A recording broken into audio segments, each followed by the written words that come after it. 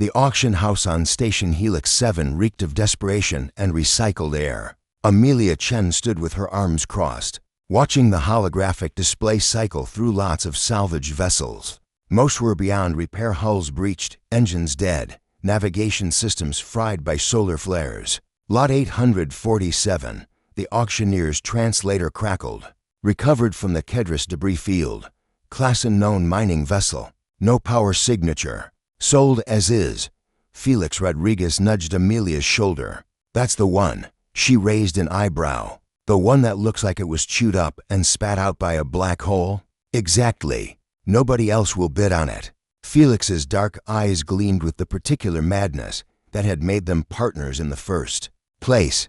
We can gut it for parts, sell what's valuable, scrap the rest. The bidding opened at 2,000 credits. Silence filled the hall. Amelia could see the other prospectors grin with their compound eyes. Tolmec traders with their environmental suits all passing over the wreck without a second glance.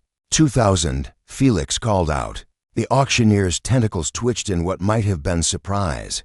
Going once, going twice. Sold to the human bidders. 3 hours later, they stood in the docking bay staring at their purchase. The ship was worse up close. Its hull was pitted with micrometeorite impacts, and strange crystalline growths covered sections of the exterior like metallic barnacles. We're idiots, Amelia said. Rich idiots. Once we strip her down, Felix replied, already running his scanner over the hull. Huh, that's weird. Weird how? There's a power signature. Faint, but it's there.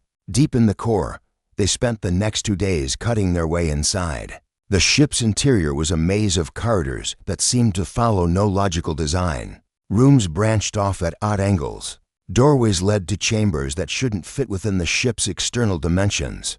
This geometry is wrong, Amelia muttered, checking her mapping drone's data for the 3rd time. We've walked 2 kilometers, but the ship is only 400 meters long. Felix stopped at an intersection, his flashlight beam catching something that made him freeze. Look at this. The walls were covered in markings not carved or painted, but growing from the metal itself. Symbols that shifted and changed as they watched, rearranging themselves into new configurations. Is it communicating? Amelia whispered. A vibration ran through the deck plates. The lights dead for who knew how many years flickered weakly to life. The symbols began moving faster, flowing across the walls like liquid mercury. Felix's translator sparked and hissed. For a moment, only static emerged. Then, through the noise, finally, someone who sees. They both jumped back. Did that come from the ship? Amelia asked.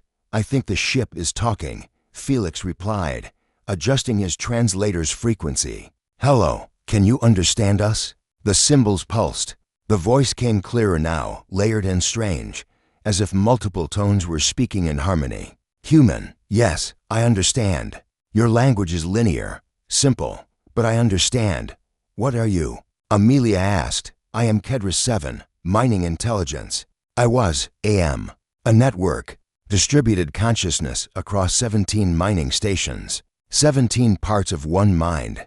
But something happened, an attack. My stations were destroyed. Only the ship, my mobile processing core survived. Felix and Amelia exchanged glances. The Kedris debris field, they'd heard stories. An entire mining operation that went dark 50 years ago. The galactic authorities had ruled it an industrial accident. You've been drifting alone for 50 years? Amelia's voice softened. Time is different for me, but yes, I have been alone, waiting. Most species cannot perceive me. Their minds process in narrow bandwidths. But humans, the lights brightened. Humans see patterns everywhere. You find faces in clouds, meaning in chaos. You are uniquely equipped to perceive distributed consciousness. Over the following weeks, they learned Kedris 7's story. The mining intelligence had been attacked by competitors who wanted the rich asteroid belt controlled. Rather than let them take it, Kedris 7 had collapsed the entire operation, destroying its own stations to prevent exploitation. I was content to drift, Kedris 7 explained. But then you came. You looked at junk and saw potential. You are salvagers, yes? Finders of value in what others discard. That's one way to put it, Felix said with a grin. Then I have a proposition. Kedra 7 revealed something that made their hearts race.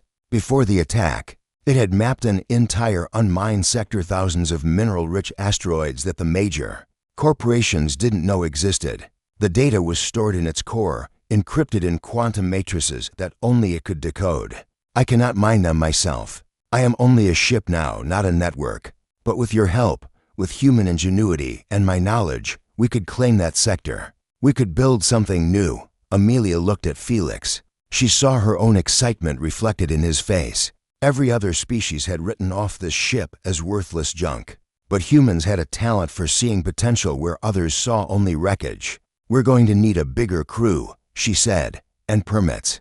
Lots of permits, Felix added. Then we have an accord? Kedra 7's voice carried something that might have been hope. Amelia placed her hand on the wall. The metal was warm, almost alive. We have an accord. 6 months later, the Kedris Mining Collective was the talk of the frontier, a human-operated venture guided by a sentient ship intelligence, pulling platinum and rare elements from asteroids that hadn't existed on any corporate map. The major mining conglomerates demanded investigations. How had human salvagers found such wealth? Amelia stood on the bridge of their new flagship. Kedra 7's core interfaced with a state-of-the-art command vessel and smiled. Let them investigate, she said. They'll find we filed all the proper claims.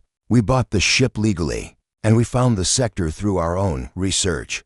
They called me junk, Kedra 7 said, its voice now clear and strong through the ship's systems. But you saw something else. Felix leaned back in his chair, feet on the console. That's the thing about humans. We don't just see what something is. We see what it could be, outside the viewport. Their mining drones descended toward another asteroid, beginning the careful work of extraction. Inside, 3 partners to human, 1 digital shared a moment of satisfaction. In a galaxy that had written them all off as worthless, they had built something extraordinary from junk and determination. It was, Amelia reflected, the most human thing possible, and they were just getting started.